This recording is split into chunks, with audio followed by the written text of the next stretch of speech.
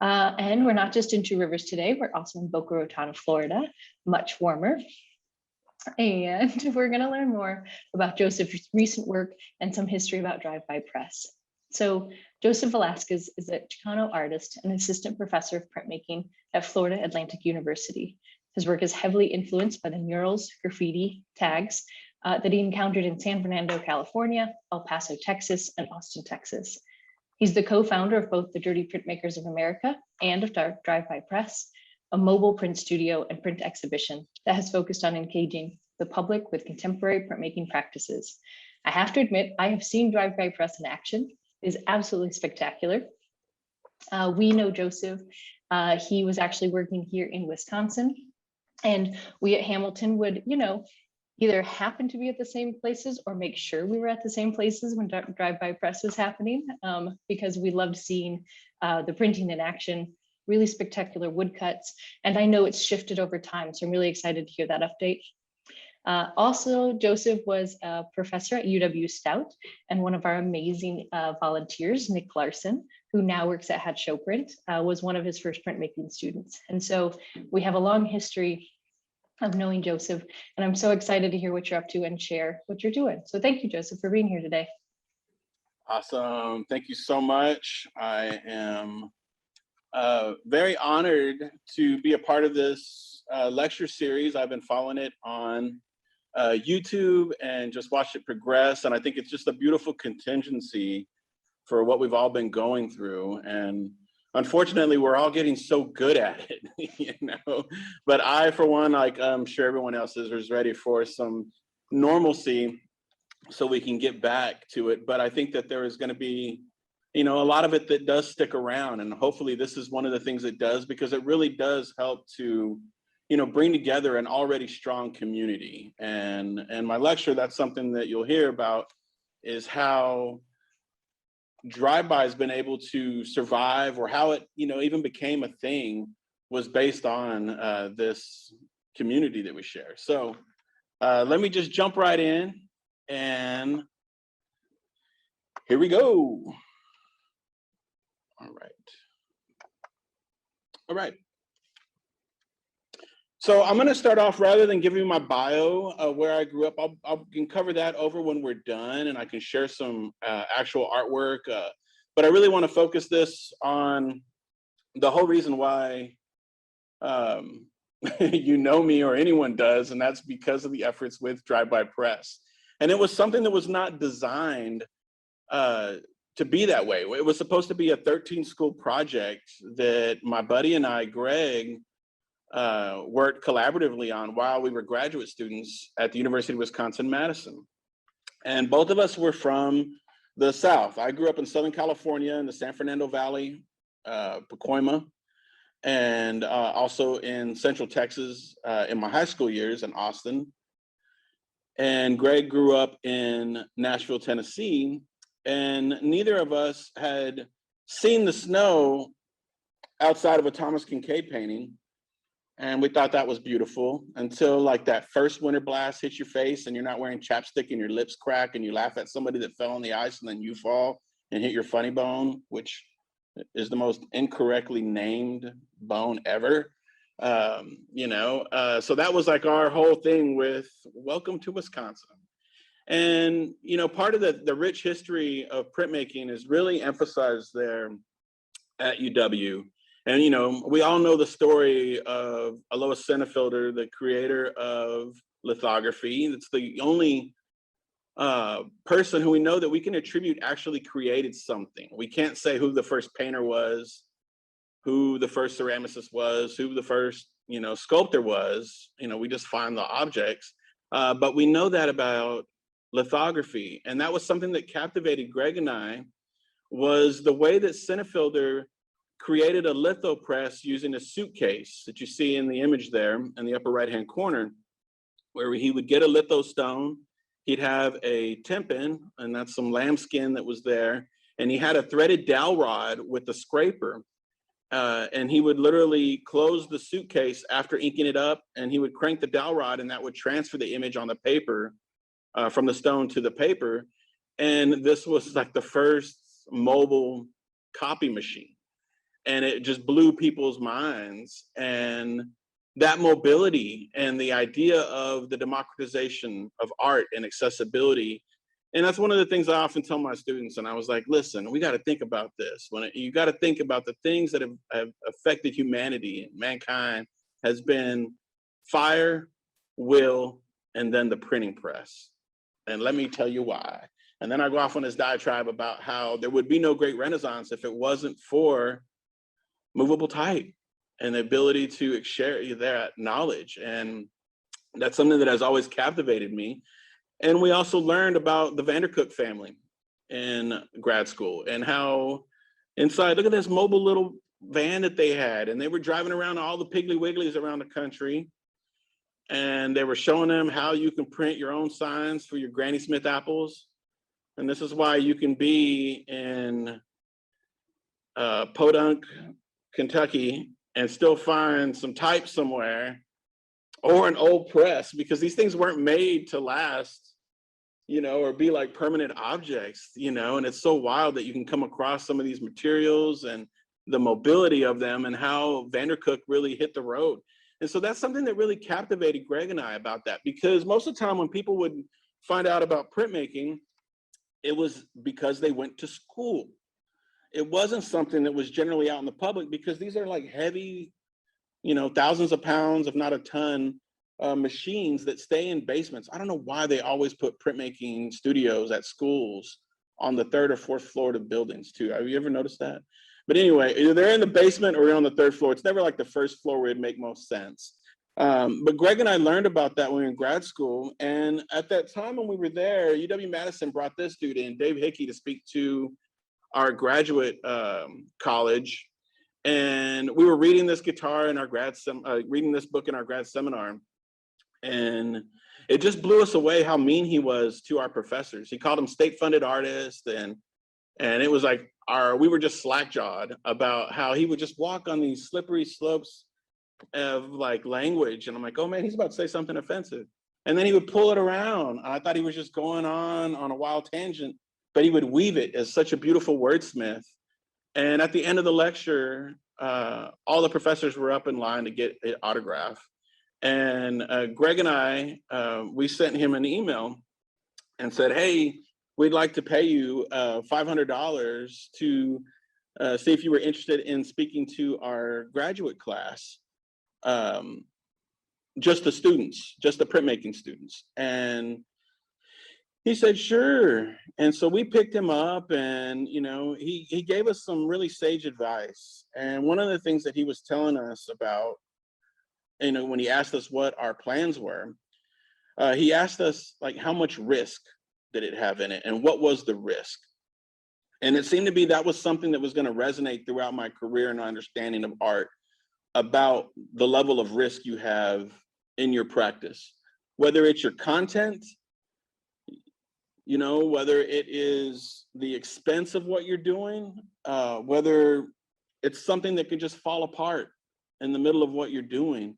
Like, what was the level of risk? And he told us something after we told him what our ambitions were, because we had mentioned to him that we really wanted to mobilize a printmaking press in the back of the vehicle for our graduate thesis. And we wanted to drive around the country giving lectures on the history of printmaking and sharing contemporary trends and demonstrations at schools that didn't have printmaking programs, at schools that didn't have printmaking resources. And we wanted to just bring it to them instead of having people have to come to printmaking, which is mostly the case, especially at that time. Now it's kind of changed.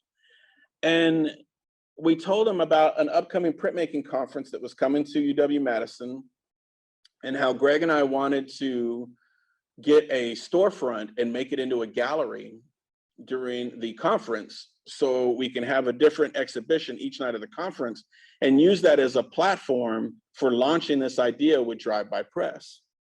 And he told us this awesome quote from Ray Bradbury. And Ray Bradbury once said, and I really love Ray Bradbury's work as a science fiction enthusiast, his whole history about him living out of a hotel and using a payphone, and the support of his wife he had, and maintaining while he was seeking his notoriety and fame as an artist. And that was his risk, you know, and living that way. And the quote was, you know, as an artist, sometimes you have to take a leap off the cliff and build your wings on the way down. And he said that art is about that risk. And he said, Hickey asked us, where are you guys at with the press and what you're doing? I was like, well, we have a Word document and we have this really cool drive-by press logo. And I was like, right now we're selling our guitars. We're trying to do what we can to raise money so we can buy our press. And he said, well, let me be the first to help you and kind of push you down on the cliff. And he grabbed the check and he tore it in half. And then he signed both halves and he gave it to one to Greg and one to me. And we still have that. And that was like the first move of generosity to help us launching Drive-By Press. And we did that. Greg and I took out extra student loans and we rented an old bank. And we took the bank and we closed up these windows and we created these 4 walls for the gallery. We hung lighting and we come to find out, hell, in case this art school thing don't work out, I can spackle up some drywall pretty good.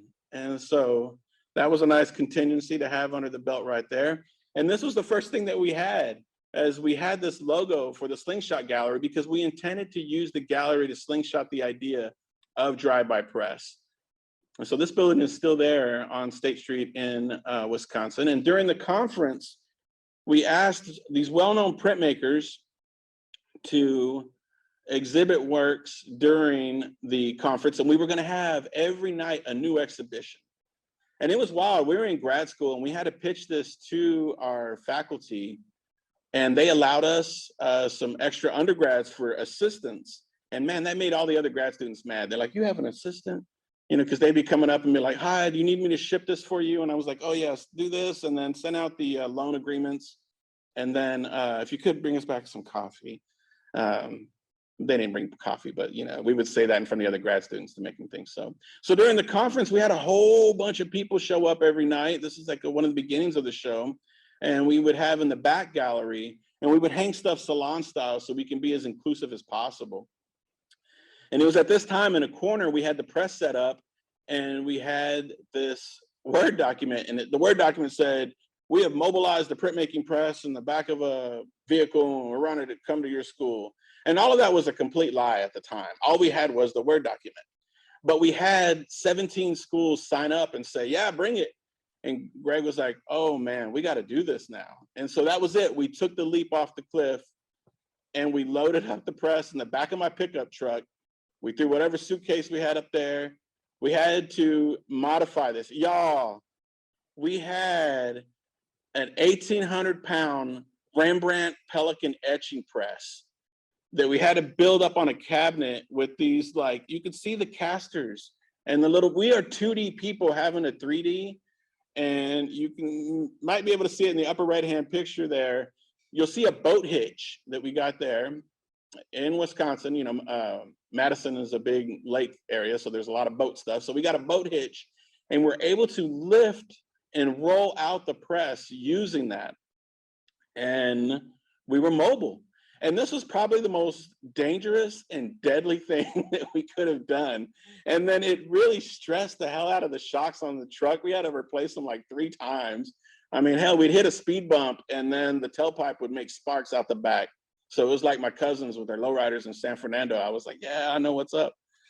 And so we did this. And what we had done with this, our proposal for these schools, is that we wanted to go for free. We were going to self-finance. And while my first year of grad school, I had been messing around with the ink mix along with Greg about how to make the oil-based ink really stay and last on textiles. I mean, because that's what we hear in the printmaking history, the first prints were made on textiles that predated paper. So that's where we're like, well, hell, if it's lasted this long, what can we do? And so we had some additives that we did to the ink. And we mobilized and we hit the road. And when we hit the road, we solicited from our fellow printmakers who later became the Outlaw Printmakers. And we asked them to send us blocks. And then we would use these blocks to print on t-shirts. And we would tell people, hey, bring your own shirt, pick any block, $5. We had no overhead. The block was carved. People brought their own shirt.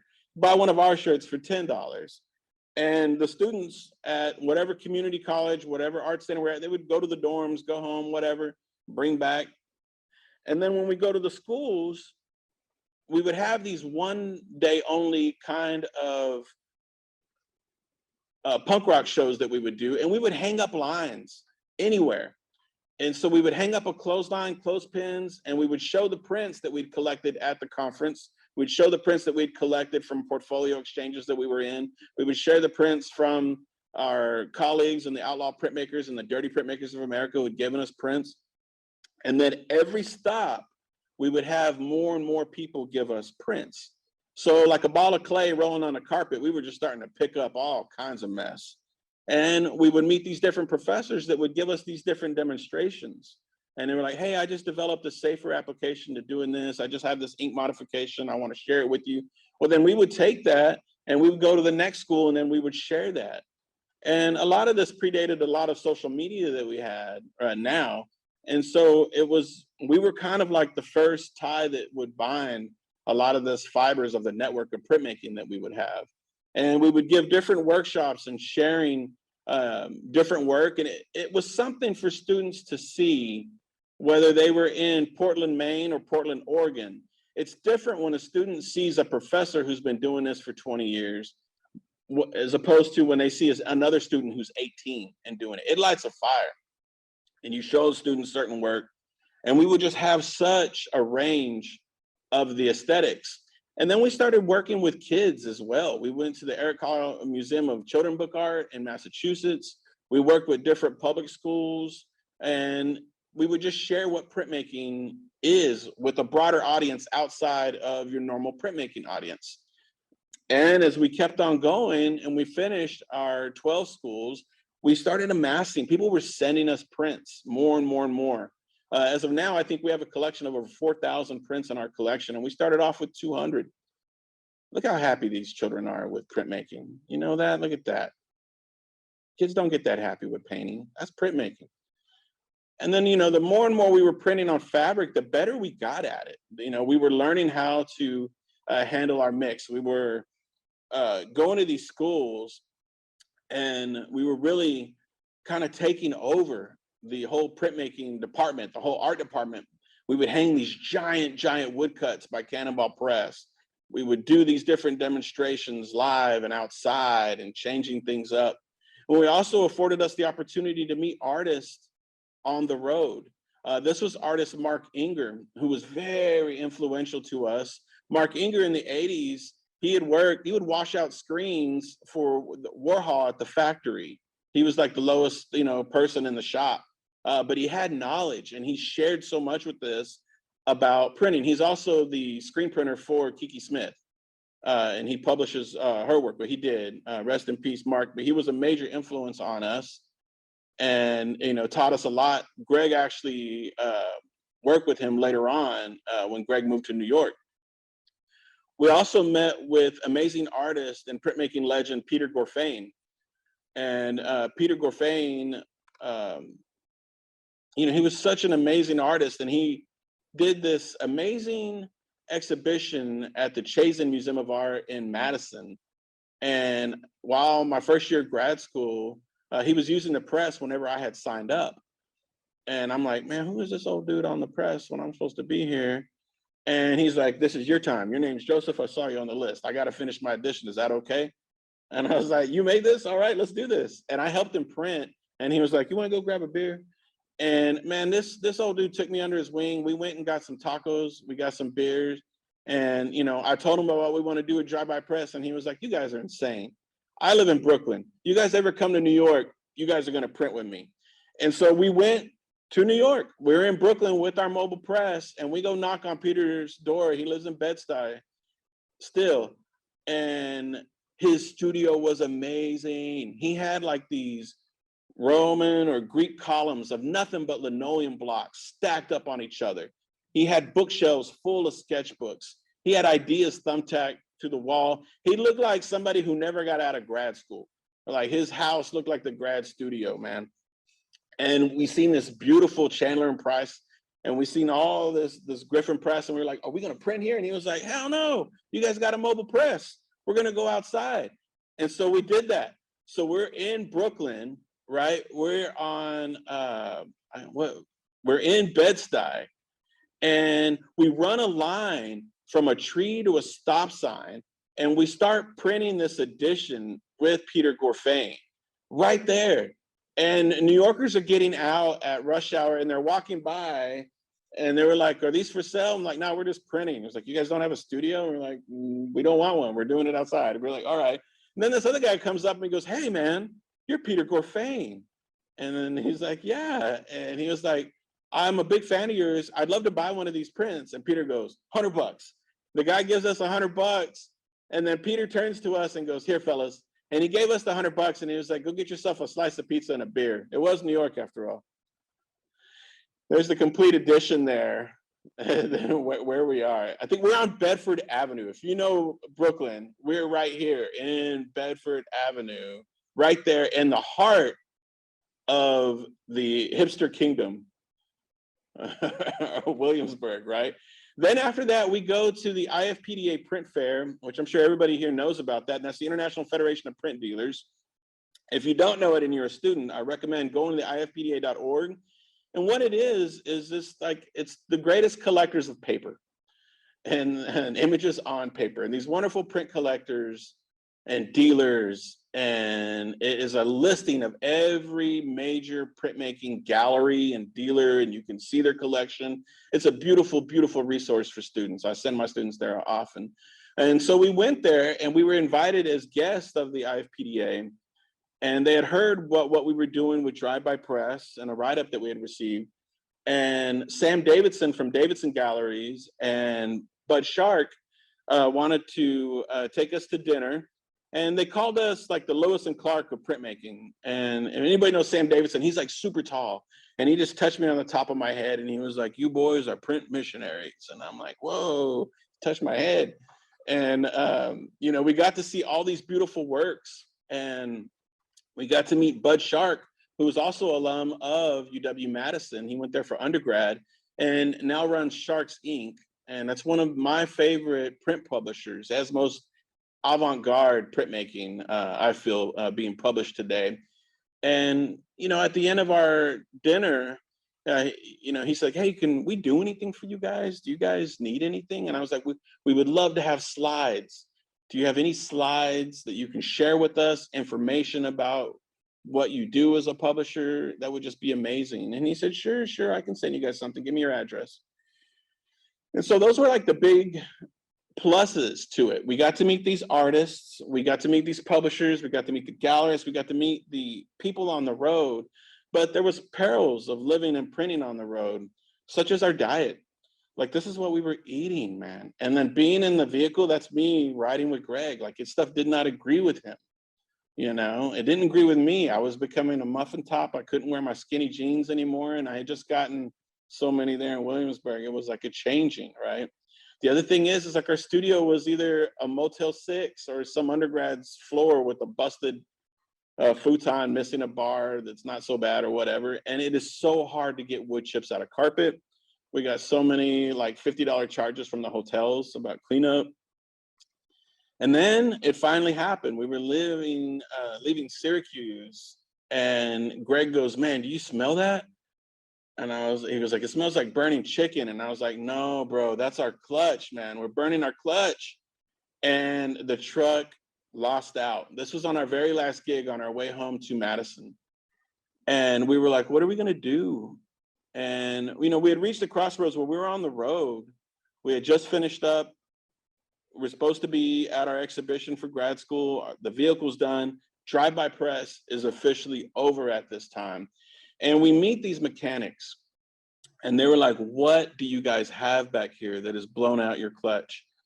And, you know, they have to lift it up. So we take the press out, and then we start printing for these dudes. We made them shirts for their shop. We started printing, and they ended up fixing our clutch for cost. And we ended up going to a pull apart and actually taking it off another truck. And so It didn't cost us anything, about a case of beer and some tacos. And we gave these people some prints. They had no idea what printmaking was, but it was reciprocal with our generosity and theirs. And Drive-By Press was back on the road. On our way back, we had to stop by in Southern Illinois at a place called Carbondale.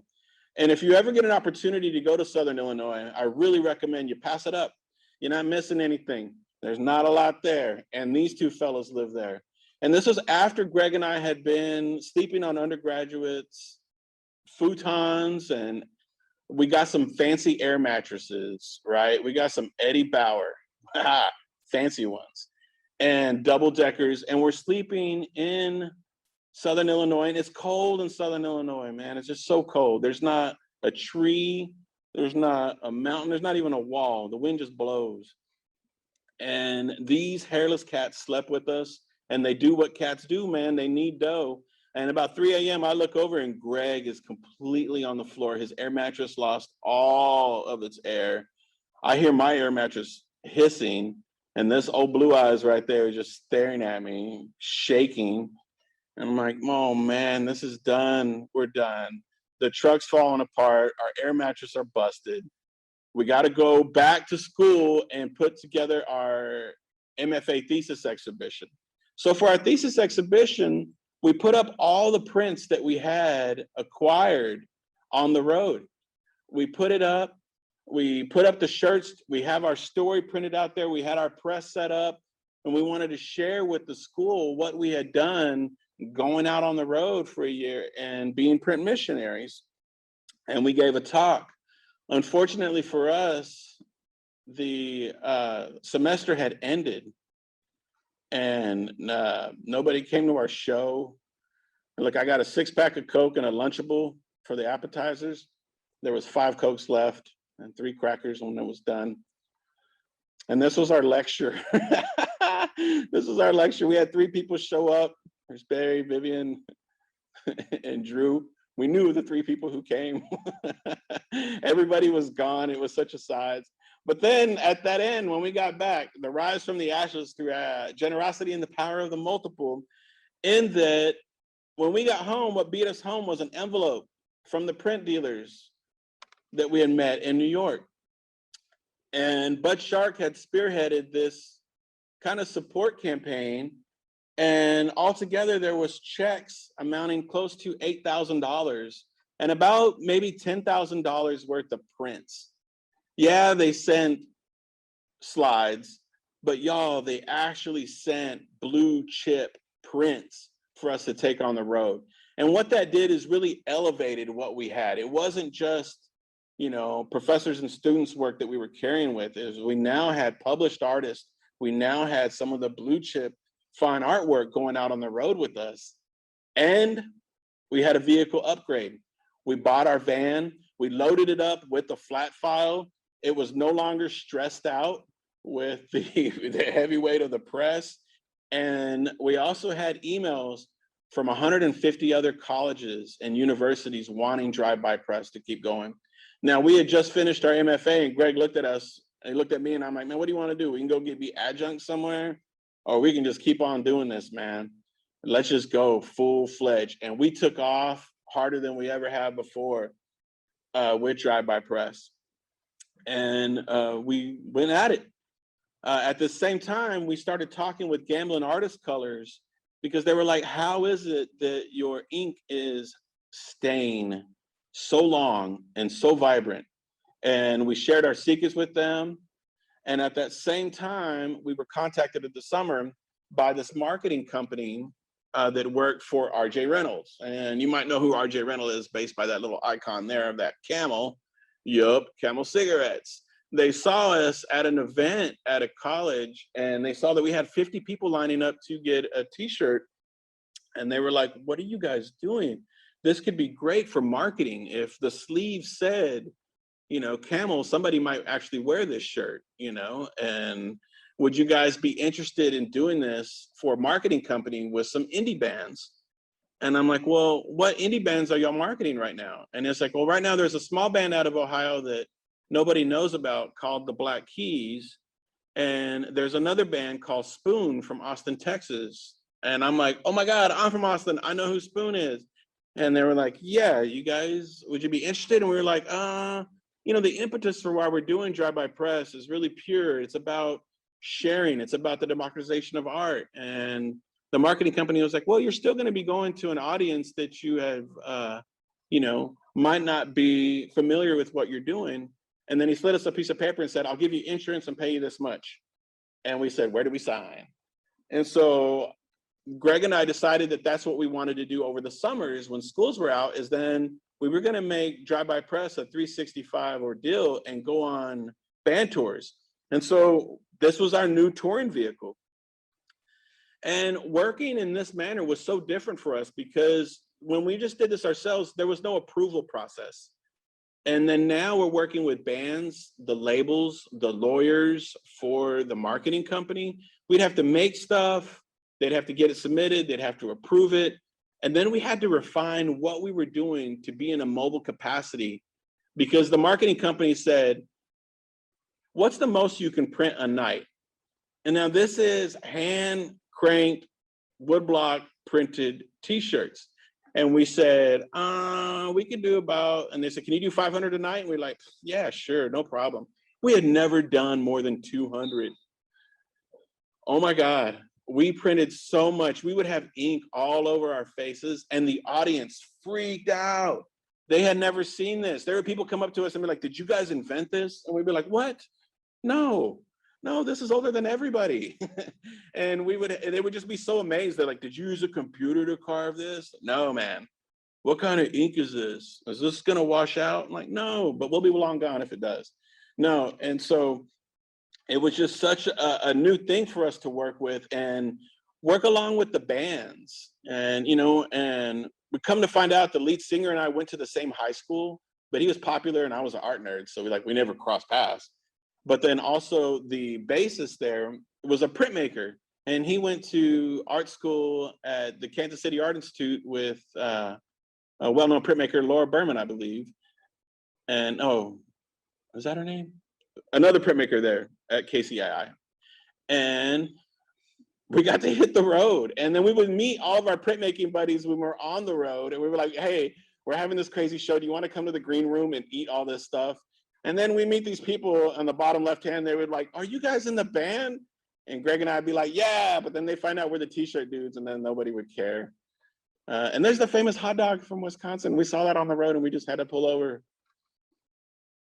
And so this was the progression that we had. We started off with my pickup truck and we burned that thing to the ground. That thing was on its last leg when it finally gave out. So we went from the pickup truck to the van to the Red Delicious. And then the marketing money we made allowed Greg and I to expand our operation. And I officially became Drive-By Press West Coast. Greg set up shop in New York, renting studio space from Mark Inger, and set up Drive-By Press New York. And then this was my new operation. And I had it custom made with that chain link wheel. So it gives me like my gangster vibe, you know? I had to represent Southern California. And so that's my press Junebug, and it would pull right out. And it's at this time that we officially released our textile ink, Drive-By Black, with Gamlin artist colors. And for us, that was something of coming full circle when we would hear about the horrible story about Senefilter, how he invented lithography and how there was no copyright law then. So everybody just took his idea and then he died poor and broke. But then we have Senefilter Black, and that's what we have is his ink, and that's all he had. So for us to get this, we were like, great, we've done it. Now people can copy us and we'll be just like Senefilter. We can be broke and go off into the distance like him. And so that was something for us that helped elevate what we were doing, but it also expanded. If you look around now on Instagram, everybody's printing woodblock printed t-shirts. But when we started, you know, we were the first, and it enabled us to, with Greg being in New York, to expand. We started doing work for this high-end boutique called Jack Threads, where we would make stuff on subscriptions and people could buy a subscription to get woodblock printed t-shirts that were limited edition. So we'd only make 100 and then we would destroy the block. And so the rich people can be like, I have this. You don't have to worry about going to the mall and somebody wearing the same thing as you. And we started printing at the Austin City Limits Music Festival. We started live printing at Coachella, Lollapalooza. And it was really getting, for me, a little bit far into the commercial aspect and away from the academic. And Greg was so much better at that than I was. But it was also something that was more of a labor for that than I didn't really have it. And then we were doing stuff for different skateboard companies and for the Warped Tour. And we actually found, using a rubber mat, that we can actually carve on skateboard decks, ink them up, use a rubber mat and run them all through the press. And the skate decks would shape back into their curved shape and you could actually print with it. Then we also started working with different designers in Bryant Park. And we were beginning, because the fabric we would print on, the print, unlike a screen print or a sublimation, it would affect the hem. And when you relief print on something, the hem isn't affected. So they would just give us a roll of fabric and we print on the fabric, and then they could sew them much easier. And so this stuff was actually shown at an exhibition in front of Barney's in Manhattan. And then I started doing more steamroller events. That was something that was important to me on the academic end, is like, I'm still trying to do some of the school visit stuff. And it was about this time, whenever I got frustrated with the commercial stuff, that I start working at UW Stout in Menominee. And at this school, they did not afford me the opportunity to travel as much. And at this time, Drive-By Press just signed a deal with Duvel Belgian Ale, which I don't know if you've ever had it, but this is some of the best beer ever. And so we did an ad campaign with them, a master series, and we carved all these wood blocks that are still featured on the back label of the Duvel Belgian Ale. And it was this whole campaign called Love What You Do-ness. And with that, we made these different designs, we printed them, we made these huge banners, and this was like a huge marketing campaign for them in Europe. And they're more of a European beer than they are like American, and they have a small market. Matter of fact, you can only get them in a 4-pack. It's like $15 for a 4-pack. People are like, nah, man, I get a case of Leinenkugel for that, you know? And so at that same time, when Drive-By starts doing that with Greg, we also start printing for the New York Islanders. And we're at the Barclays Center, and we have 3 presses set up, and we're printing our new ink that we're still working with Gamlin about, is Drive-By White, is that we have a white ink that is the best textile printing ink for printing on black. Look how rich that is. The other ones you get by another brand, I won't name them, the Voldemort brand, that is kind of washes out or gets kind of gray. You know, ours was like, boom, white. It almost looks like plastisol. And we started working with Omegang, Duvel. We did stuff for the NBA and the New York Islanders. And that was something, is I never thought we would take our operation into the Barclays Center. Like, we were reaching these crazy points with this. And again, we were showing this audience about printmaking who had never seen it before. And for me, that was the whole thing that was getting and keeping the dream alive with Drive-By, is that democratization of art, of accessibility to the process. And so that's something that resonated with me. At that same time, I received a NEA grant along with the John Michael Kohler Arts Center to create a public community engagement project and exhibition. And I called it Joseph and the Carnival of Ink. And what I wanted to do was, again, under that line of accessibility and democratization of art, is create a carnival type game atmosphere where people can win prizes that are all printmaking based, and they could trade in small prints for larger prints and stuff. And that is a little printing boat, and you can lift up, put a block underneath, the little kids rock back and forth and they print. And it went over so big. There were so many thousands of people that came to this. And the 3 weeks beforehand, I was working with the community to make all these prints. And it was wild. Look, there's Nick. There's Nick up there. And then on the bottom left, you can see some of the games that we would have. And this was just something really fun that I hope to do again one day. And it's a whole different way of bringing art to the people. And that's something that has just always captivated me about what we've been able to do with drive-by press. With my own practice at this time, and this is the time that I just got an offer to teach in Boca Raton, Florida. The winter was tough there in Wisconsin. I felt like I earned my stripes and I'm ready to retire in Boca.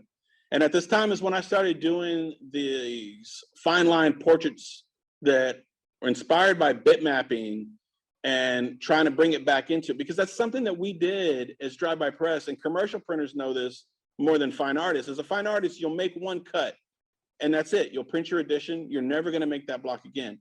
But with drive-by press, if I carved a sugar skull and we're selling it online, or we're at these different schools, the block would wear down. It would lose line fidelity. It would break sometimes, and then I'd have to carve it over again. And so there would be times when I would recarve certain blocks, seriously, 10 to 15 times. And there's something that happens with your skill set through that type of repetition. It makes you really fast at carving. It also inspires a lot of challenging. And so I wanted to refine and change these different lines of what I was doing and how quickly I could do it, and mix it up in doing this hip hop series.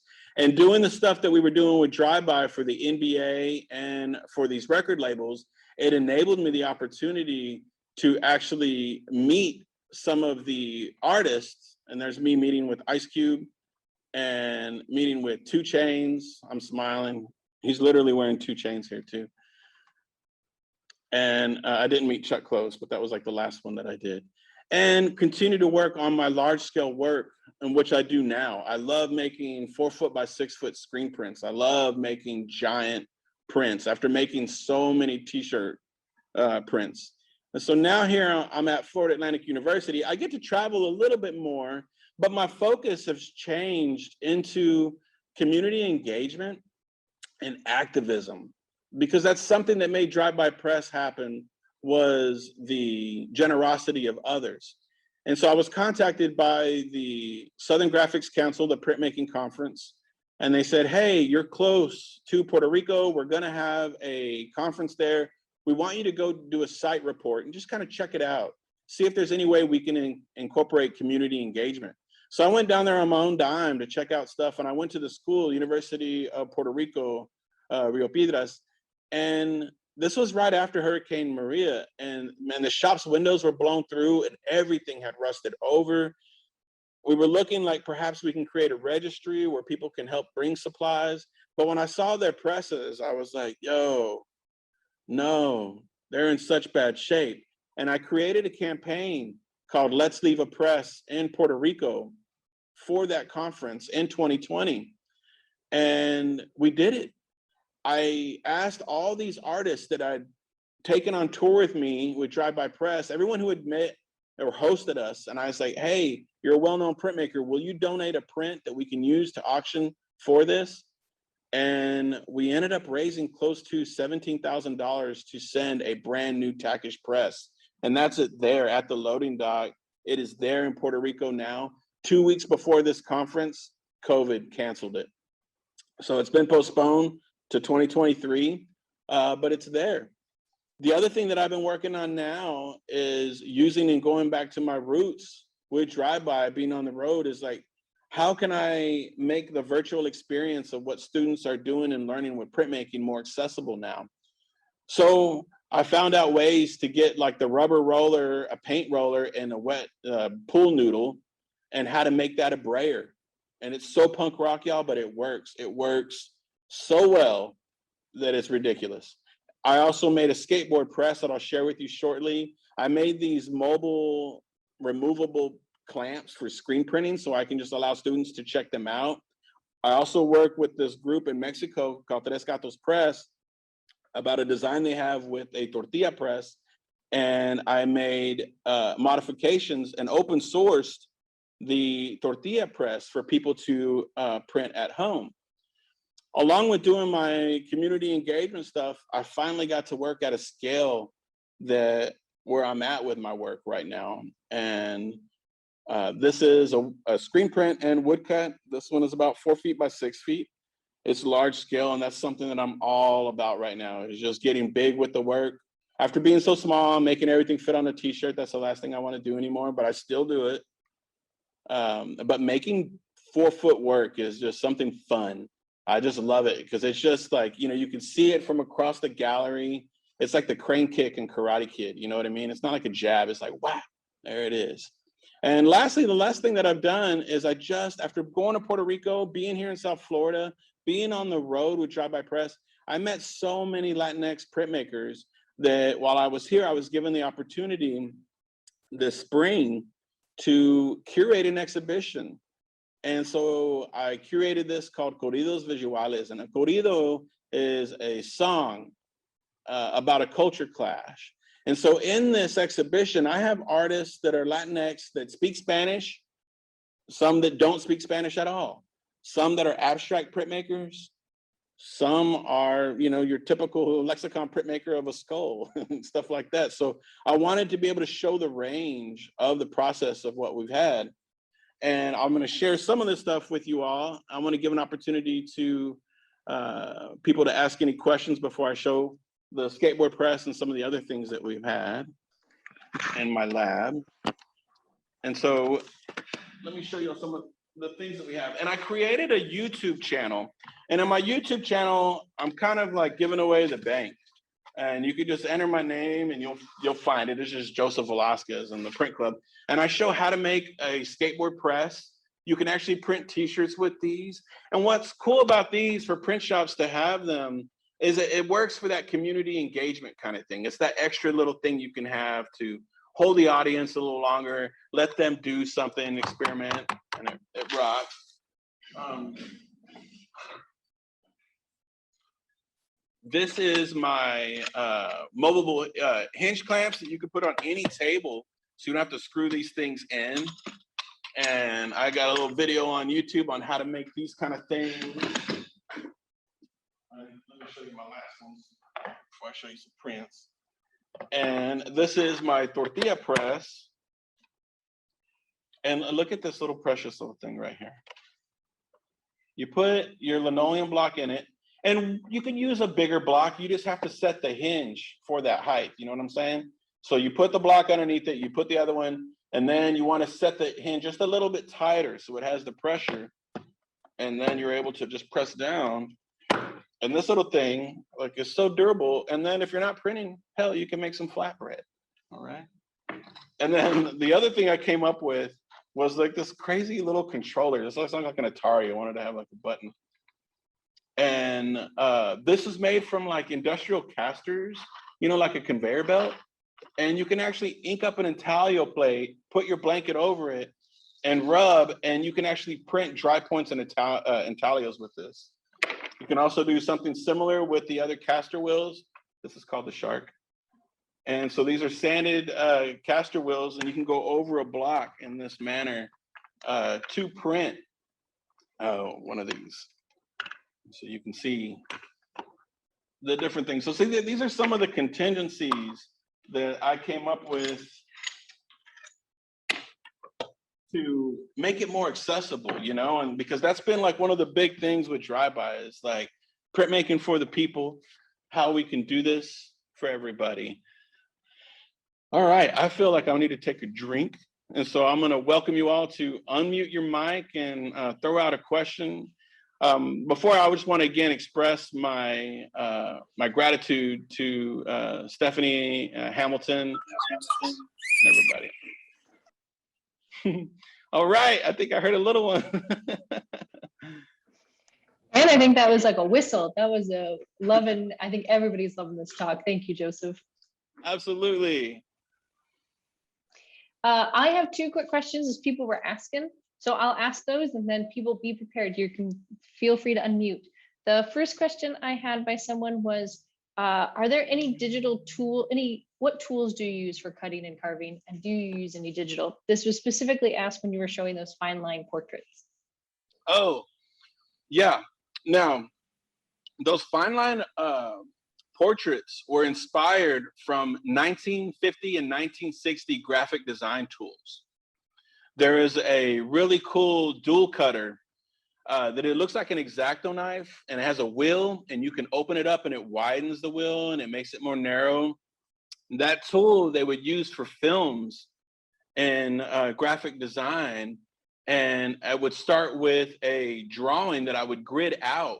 And so I would do these without using a computer because I wanted them to look that way, but I wanted it to still have the hand of the drawing coming up underneath. For carving, I used Power Grip.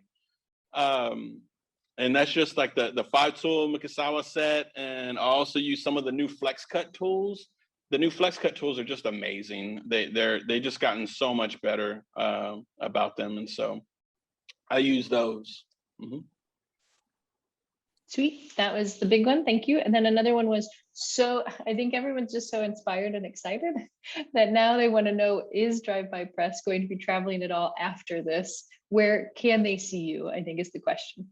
Well, that's one of the big things is like, I'm currently going through the stress and the anxiety of submitting my tenure dossier here at FAU. And so after that, I submit it here in, next week, and then I have to wait a year. But next spring, I'm going to be writing and applying for a sabbatical. And during my sabbatical, I am hitting the road. I am going to hit the road. I'm going to be applying and writing grants. And Greg and I are going to are aiming for a reunion tour of hitting 35 schools in one semester. And so that's the plan. Aside from that, Drive By Press will be at the next printmaking conference in Madison, Wisconsin. We will be live printing with our mobile setup, and you'll see us and all the bells and whistles from, you know, the way that we do it now is a little bit differently when we first punk rock started then. So sweet, and well, then, good. Oh, go ahead. No, and hopefully it takes us a little bit further. Like we want to be able to, I want to be able to take this operation to the West Coast, hit up some spots in the East Coast. And that's the beauty. I mean, when you're in the East Coast, you drive 2 hours and you're in a whole different state, you know, and the West Coast, you still drive. You're like, I'm still in California. You know, it takes a little bit of while, but. Sweet. Bobby let me know that he's got a question about some ink. So go ahead, Bobby. Okay. Yeah. Hey, Joseph, that was a great presentation. Thanks for sharing.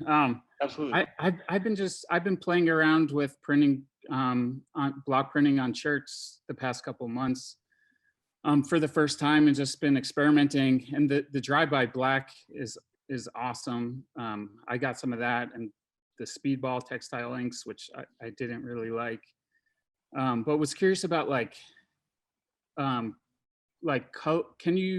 how does colored oil-based inks hold up, and does that white drive-by white still exist? Can you get that? I haven't seen that anywhere. No. Yeah. No, I'm sorry. Go ahead. Oh, and my one other follow-up question to ask, like 2 questions in one, you kind of answered. The other thing I was noticing printing shirts, like I normally carve on plywood, and I found that was like breaking down pretty quickly after printing like shirts. And you mentioned having to recarve a lot. And I found like I just started messing with linoleum, and it seemed like that was working better. But just curious about your experience on printing shirts with different type of substrates. Yeah, well, to answer your questions, I'm gonna answer backwards first. Is the substrates that I recommend for that hold up a little bit longer if you have access to is PVC. If you get a sheets of PVC, you'll find that it does not break down, and you're able to clean it completely. And it holds up so much longer to, like, let's say, you know, 50 to 100 prints, as opposed to the block of wood will not make it. The linoleum, you'll find that the edges really bevel and you lose line fidelity really quick after about 5 prints of linoleum on any fabric. And one of the other things that you can do to preserve it, and I use the 1/4 inch PVC. 1/4 inch just holds up fine. You can do the 1/2 inch, but it's like unnecessarily bulky. You know, just the 1/4 inch PVC sheets work fine. And one of the things to preserve it, though, whether you're printing using plywood or you're using linoleum, is to have outside of your printing area is to put runners. So you'll have, if I have a piece of linoleum, I'm gonna have blank linoleum on the sides that are little strips that I'm putting on the garment or on the press bed to equal the height. And what that does is help distribute the weight so it first hits those runners. So that's gonna preserve like the crispness of that one edge that's leading into the drum, not to bevel. And what it also does is it just like really holds it so not all the pressure is going on that linoleum to kind of spread it out. So you'll find by doing that, that's one way to keep your linoleum or your plywood from really breaking down if you're doing multiples. The PVC, when you're carving on the tools, it has almost no effect on the sharpness of it. It doesn't dull at all. It really does. Now, what you have to be careful is that PVC, it cuts like your tools are like cutting through, like it's a hot tool through butter. Like you want to fly through it. And so there's not a control Z, you know, it's like, oh man, it's there. But to answer your question about the oil-based inks in your own mix, you can get, and I would advise to just like mix a little bit of two-way dryer into it. And you want to have a mix between relief ink and intaglio ink. Because of the viscosity in the intaglio ink, the tack will help bind it better with the relief ink that's a little bit too loose. And it's actually the intaglio ink that really helps it stay. And so with the two-way dryer and the two inks mixed up, that's basically the big drive-by secret formula. And the other thing is that after you've printed, I really advise that, you know, you let it set for at least 48 hours. And after it's set, then you can put it into a home dryer. And what that really does is the ink will dry in two areas. The surface level will feel like it's dry, but where underneath that skin, where it's connected to the fabric, it's still gonna be wet. So putting it into the dryer kind of ensures that it's really binded well with the fabric, so you'll have your color mix. When you mix the white, it's gonna be a little bit more difficult because you're gonna have to add some burnt plate oil because the titanium in it, it just makes it so viscous and the tackiness of it all. And you'll find that it could be filling in your areas a lot with that ink. And so what I recommend is, along with that mix that I said, to add a little tack reducer into your ink, and you'll find that it flows really good. Awesome. Thank you. That's a lot of pro tips right there. I appreciate it. Absolutely, man. Happy printing. Yeah, that was absolutely amazing. And Martha also just wondered about, how does the ink interact on that PVC when you're printing? Oh, it comes off beautifully. And so like the ink, like when you print it, all the ink is coming off. And so like, it's a really great for cleanup. That's why I recommend it. Oh, the other thing that you can get from that PVC is all those election signs that people leave out. Those are perfect for printing on. So I'll be sending students after the elections, like, you know, like, all right, nobody voted for that person. Let's go get those, take off the back, and then we'll recycle them, y'all. Let me see, anybody else got any other questions? Yep, there's one in there that says, have you tried using plastisols or other heat set inks for relief? Yeah, the plastisols don't want to release from the substrates. And so, yeah, you'll find that it doesn't work as well. I have used the plastisol for intaglio though. You can actually screen print on a etching plate with plastisol, then heat set it. And man, you could drop that in some ferric chloride and it holds up like an incredible ground like you wouldn't believe. So you can get photo etching like that, just as a separate pro tip there. Sweet. There were a couple of people who were curious about your skateboard press that you have there, which I think is also similar to the rowboat printing method that you guys did in Sheboygan, correct? Do you mind telling us more about that? Sure. Now, this press was inspired by, I was up late one night because that's where all the good ideas come. And I had just got through watching I watched these two dudes build a swimming pool in the Philippines. I was like, oh man, you know you've been up late when you finally get to that video on YouTube. And there was like a Flex Seal. You know that dude that comes on there and he's like, I got Flex Seal and I'm crazy and I'm putting this stuff in here. And I'm like, wait a minute, that Flex Foam, it's a flexible foam. And I thought about it, well, what if I got a skateboard and I put a piece of wood here in the middle and a piece of wood here on the side, wood here on the side, and I curved masonite and glued the masonite on the ends. And then where it's hollow, I can spray that Flex Foam in between. And I think in Wisconsin, they might have this at Menards. That's that gap filler stuff, you know? You can put that gap filler stuff in it, and then it's all gonna bubble out the sides, blah, blah, blah. Let it bubble out, let it dry, and then you can just saw it off, right? And then you can just paint it so it doesn't look all orange and ugly. And then you ink up your block, put it face down on a shirt. Make sure you have like a foam pad or a yoga mat. Get a yoga mat on the bottom. That gives a little bit of the give. And then like you probably got to be, I found out with students that are, 120 bucks, 120 pounds, that you need to be at least 150 pounds to get a really good impression.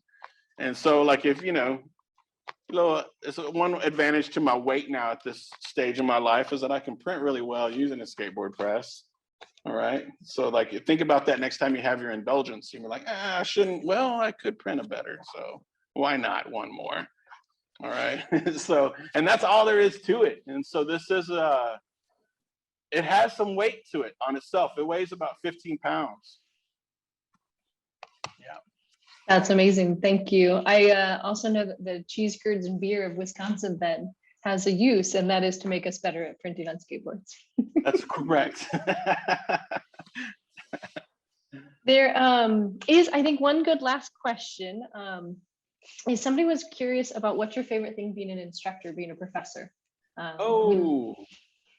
That's really awesome. I like that question because I think that's one of the things that it's something that maybe more defines itself with every year